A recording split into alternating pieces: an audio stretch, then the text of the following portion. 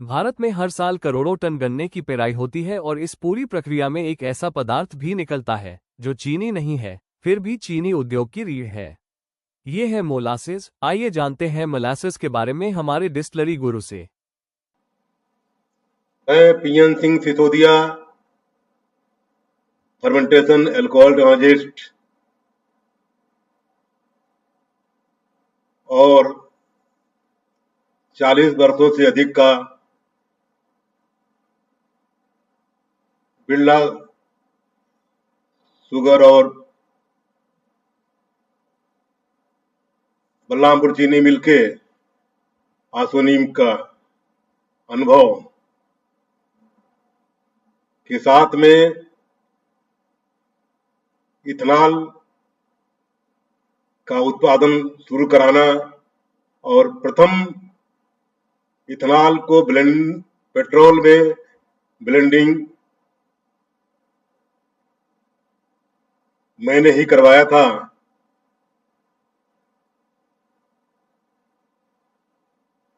Biogas का sufficient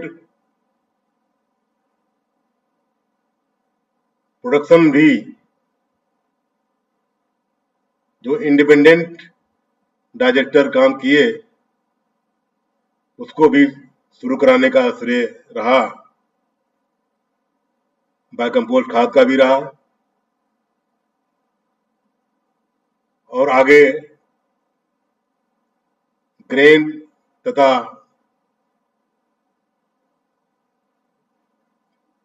two G ethanol जिसको biomass से इथेनॉल बनाने का इस पे भी कार्य किया गया।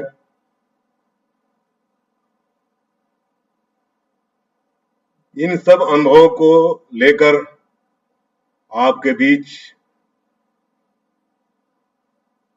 मैं आया हूं।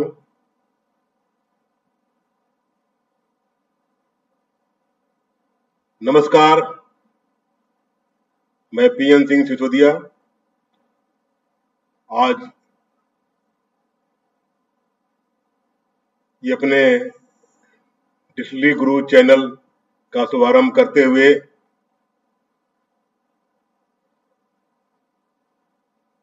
डिस्टिलरी के संबंधित टेक्निकल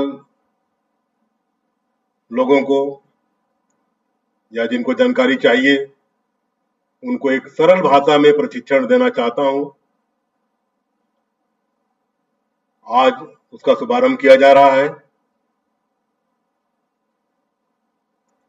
जिसका पूरा प्रशिक्षण 25 चैप्टर में होगा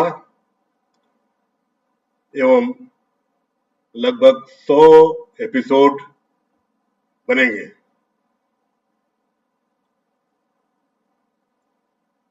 इस चरण में आज की शुरुआत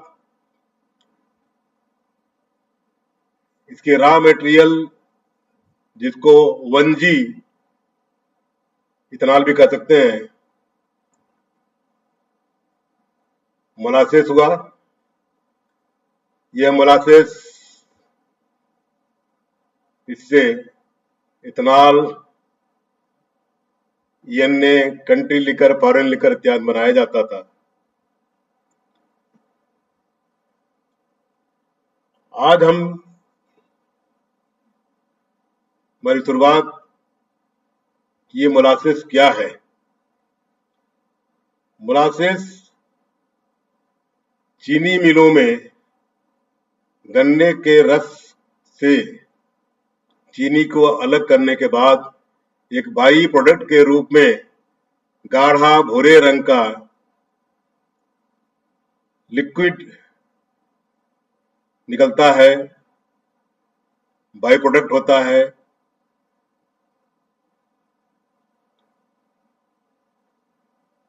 जिसको ब्लैक स्ट्रैप भी कहते हैं। इसकी शुरुआत कहां से होती है, आज हम उस मूल जड़ से जाएंगे। गन्ना दुनिया के कई देशों में एक शुगर का मुख्य स्रोत का फसल है। कैन शुगर और बीट शुगर दो विश्व में पाए जाते हैं। भारत में मुख्यतः कैन शुगर ही है। ये गन्ने के खेतों से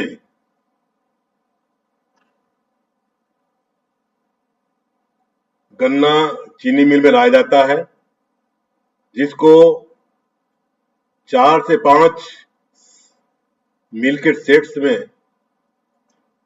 एक के बाद दूसरा, दूसरे बाद तीसरा, तीसरे बाद चौथा मिल में इसको क्रश किया जाता है, पेराई की जाती है। इस पेराई में बगास अलग होता है और जूस अलग कर दिया जाता है। बगास को बॉयलर में जलाया जाता है और बचे हुए को भविष्य के ईंधन के रूप में स्टोर कर लिया जाता है, जो अतिरिक्त होने पर दूसरे को बेच करके उससे पार्टिकल बोर्ड, प्लाईवुड वगैरह भी बनाने के काम में लिया जाता है। जूस जो निकला हुआ रॉ जूस है, इसको फिल्टर करके प्रेस मड के रूप में फिल्टर्ड मड निकलता है, जो आगे बायोकम्पोस्ट खाद या बायो सीएनजी के लिए रॉ मटेरियल में यूज होता है। इससे निकले हुए जूस को केमिकल, चाहे उसको सल्फर से ट्रीटमेंट किया जाता है या फास्फेट से किया जाता है, और वो क्लियर चमकता हुआ जूस बन जाता है, जिसको आगे मल्टी इफेक्ट इवेपरेटर में गाढ़ा किया जाता है। 15 से 20% सॉलिड के जूस को इवेपरेटर में डाल करके पानी को अलग कर लिया जाता है और वो गाढ़ा 60% सॉलिड का बन जाता है, जिसको सिरप कहते हैं। इस सिरप को भी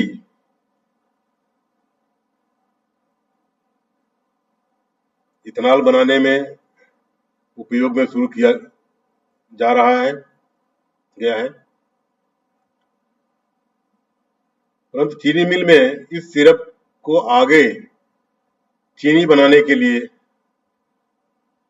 एवं मोलासेस बनाने के लिए पैन बॉइलिंग की जाती है। पहले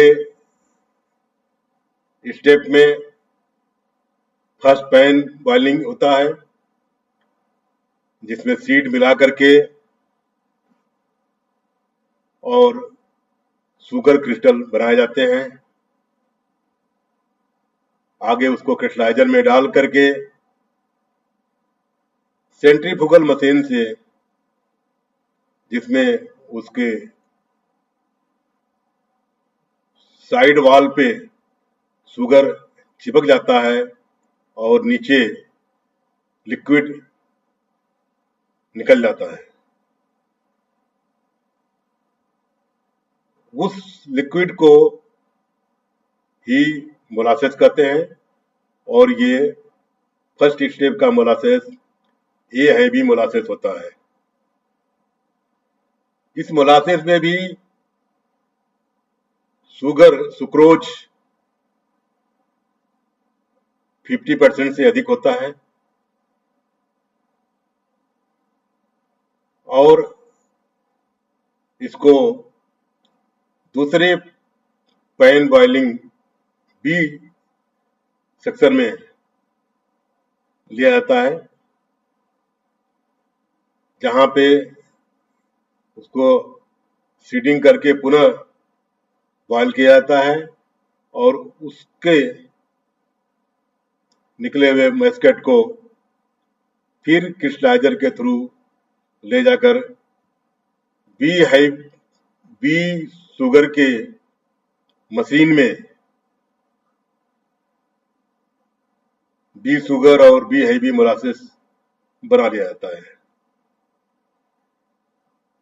इस बी हैवी मोलासेस में से पूरा 15% शुगर निकालने के लिए सी बॉइलिंग पैन में ले जाते हैं और वहां पर उसको सेम प्रक्रिया अपना करके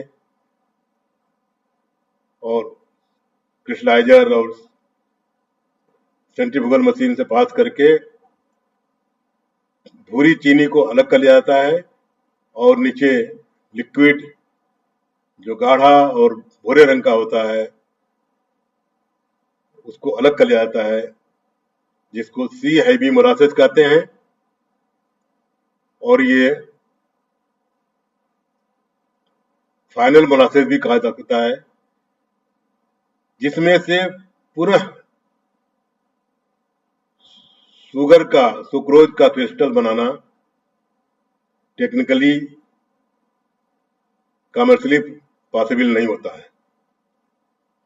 ऑल्दो उसमें भी 25 से 30% तक सुक्रोज रहता है, बाकी 10 से 24% तक रिड्यूसिंग शुगर माने ग्लूकोज और फ्रक्टोज पाया जाता है। इस मोलासेस को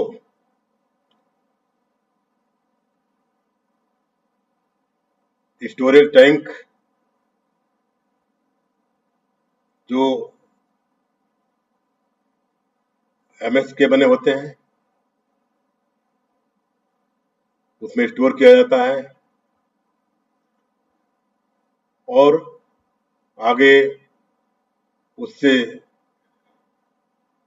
अल्कोहल बनाने में यूज किया जाता है, जिससे हम स्पिरिट, यन्ने, कंट्री लिकर, फॉरेन लिकर और इथेनॉल बनाते हैं।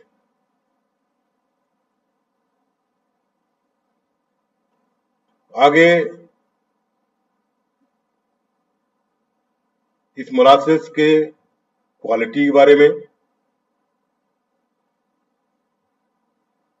इसका डिटेल इंग्रेडिएंट्स, कंपोजिशन और स्टोरेज में शुगर का लॉस बचाने के लिए इसको कैसे प्रिजर्व किया जाए, इस पे अगले एपिसोड में चर्चा होगी।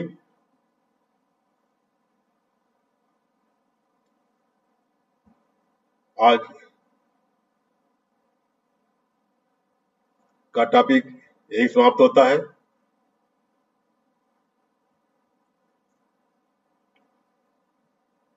इस चैनल को लोगों को ज्यादा प्रशिक्षण प्राप्त हो, आप अपने मित्रों, कारखाने के लोगों को बतावें। इस चैनल को सब्सक्राइब करें कि ज्यादा लोगों को इसका लाभ मिल सके और इस चैनल की शुरुआत इसीलिए है कि लोग सरल भाषा में डिस्टिलरी की टेक्नोलॉजी को और डिस्टिलरी के ऑपरेशन को समझें और सीख करके उसको फैलावें, जानकारी का उपयोग करके इस इंडस्ट्री का वो कैसे ब्रॉड किया जाए और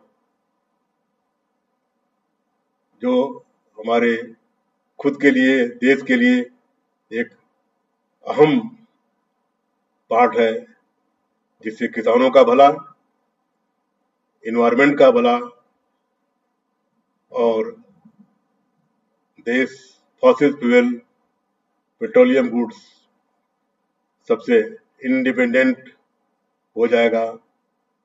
इसी चाह के साथ, इसी मनोकामना के साथ हम